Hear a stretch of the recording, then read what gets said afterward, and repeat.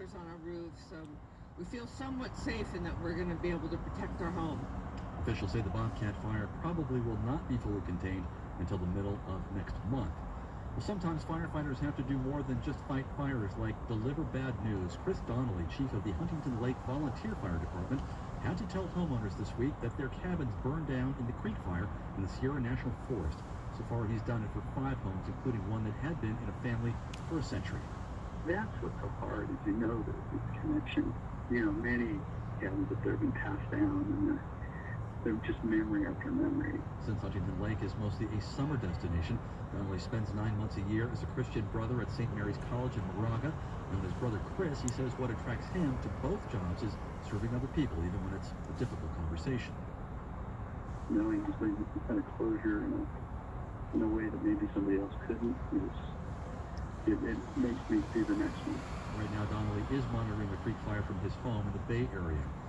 LA County officials say that the number of coronavirus outbreaks at work sites have been trending downward, and to ensure that those numbers continue to fall, they've started a new COVID-19 safety compliance program for businesses. They've also got some new data on how people are getting the virus. Contact tracing interviews with more than 10,000 positive residents, positive resulting residents found that more than half of them had contact with at least one person while they were infected. And the vast majority of those contacts were in the same household. The number of contacts in social settings were less. Officials warned about the dangers of gathering with non-household members. More than half of the households in the city of LA have seen their financial fortunes fade during the pandemic. A new survey by Harvard University conducted in the nation's 4 largest cities also found that Latino and Black residents have been hit especially hard. Here's KCRW's Gerald Satzman.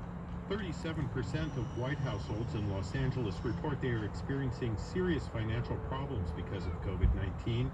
For Latinos, the number is 52%, and for Black households, it's 71%.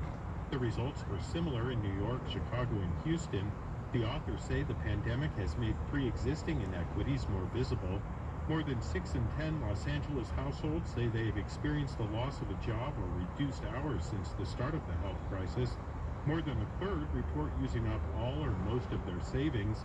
The Harvard researchers say the findings raise important concerns about households' abilities to weather long-term financial and health effects of the coronavirus outbreak, as many people are having trouble paying for basic costs of living. The authors also say the results show problems with the government's response to the pandemic, as the $2.2 trillion Federal CARES Act has failed to prevent a large number of families from suffering financial distress. And a judge has turned down a legal challenge to a case filed against LA County District Attorney Jackie Lacey's husband. David Lacey is facing charges for pointing his gun at a group of protesters in March. The rejected challenge filed by David Lacey's attorneys argued that the case should have been transferred after it was determined that felony charges were not merited. David Lacey is set to be arraigned in a San Fernando courtroom sometime in October. Support for NPR comes from the Pew Charitable Trust, exploring how science shapes the world on its podcast, After the Fact. Information about the new season at pewtrust.org/After the Fact. 7:08 here at KCRW. Here's the fact. Press play. Starts right now.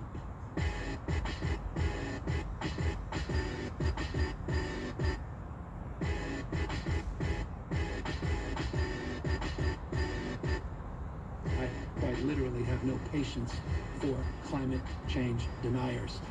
It simply follows completely inconsistent, that point of view, with the reality on the ground.